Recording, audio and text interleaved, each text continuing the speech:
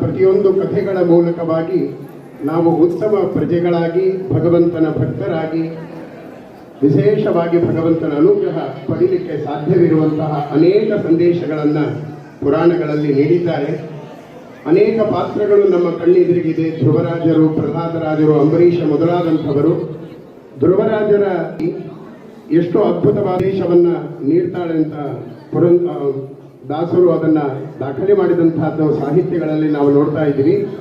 ಶ್ರೀಮದ್ ಭಾಗವತದಲ್ಲಿ ತಾಯಿ ಮಗುವಿಗೆ ಹೇಳುವಂತಹದ್ದು ಮಾ ಅಮಂಗಲಂ ತಾತ ಪರೇಶು ಮಂಸ ಭುಂಕ್ತೇ ಜನೋ ಯತ್ ಪರದುಃಖದಸ್ತದ ಅಂತ.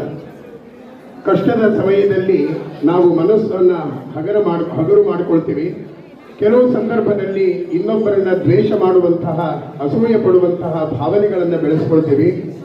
ಸುನೀತಿ ಮತ್ತು ಸುರುಚಿಯ ಎರಡು ಪಾತ್ರಗಳನ್ನು ನೋಡ್ತೀವಿ. ತಾಯಿಯಾದ ಸುನೀತಿ ಚಿಕ್ಕಮ್ಮ ಸುರುಚಿಯ ಬಗ್ಗೆ ಅಸಮಾಧಾನವನ್ನು ವ್ಯಕ್ತಪಡಿಸಿದಾಗ ಧ್ರುವನಿಗೆ ಹೇಳುವ ಮಾತು ಮಾ ಅಮಂಗಲಂ ತಾತ ಪರೇಶು ಮಂಸ ಭುಂಕ್ತೇಜನೋ ಯತ್ ಪರದುಃಖದಸ್ತದ. ನೀನು ಚಿಕ್ಕಮ್ಮನ ಬಗ್ಗೆ ಕೆಟ್ಟ ಭಾವನೆಯನ್ನು ತಾಳಬೇಡ. ಯಾವುದೇ ರೀತಿಯಲ್ಲೂ ಕೂಡ ಅಸಮಾಧಾನವನ್ನು ನಾವು ತಾಳಬಾರದು. ಯಾವಾಗ ನಾವು ಇನ್ನೊಬ್ಬರಿಗೆ ಕೇಡನ್ನು ಬಯಸ್ತೀವಿ, ಆ ಕೇಡು ಮೊದಲು ನಮ್ಮನ್ನೇ ನಾಶ ಮಾಡ್ತದೆ. ಆದ್ದರಿಂದ ನೀನು ದೇವರ ಆರಾಧನೆಯನ್ನು ಮಾಡು, ಭಗವಂತ ನಿನಗೆ ಸಮಗ್ರವಾದಂತಹ ಅನುಗ್ರಹವನ್ನು ಮಾಡ್ತಾನೆ ಅಂತ ಉಪದೇಶವನ್ನು ಮಾಡ್ತಾರೆ. ಆ ತಾಯಿಯ ಆದೇಶದಂತೆ, ಉಪದೇಶದಂತೆ ಧ್ರುವರಾಜರು ಎಲ್ಲವನ್ನೂ ತ್ಯಾಗ ಮಾಡಿ ಭಗವಂತನ ಆರಾಧನೆಯನ್ನು ಮಾಡಿ ಅತ್ಯಂತ ಅದ್ಭುತವಾದಂತಹ ಧ್ರುವಲೋಕವನ್ನೇ ಅವರು ಪಡೆಯುವಂತಹ ಇತಿಹಾಸವನ್ನು ವ್ಯಾಸರು ದಾಖಲಿಸ್ತಾರೆ.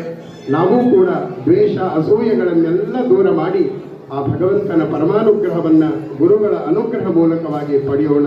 ಶ್ರೀಕೃಷ್ಣ ಅರ್ಪಣಮಸ್ತು. ದೇವೋತ್ತಮ ದೇವದಾಸ ಬ್ರಹ್ಮಾಂಡ ನಾಯಕ ಸದ್ಯ ಪ್ರಿಯ ಗದ್ಯ ಸೇವಾ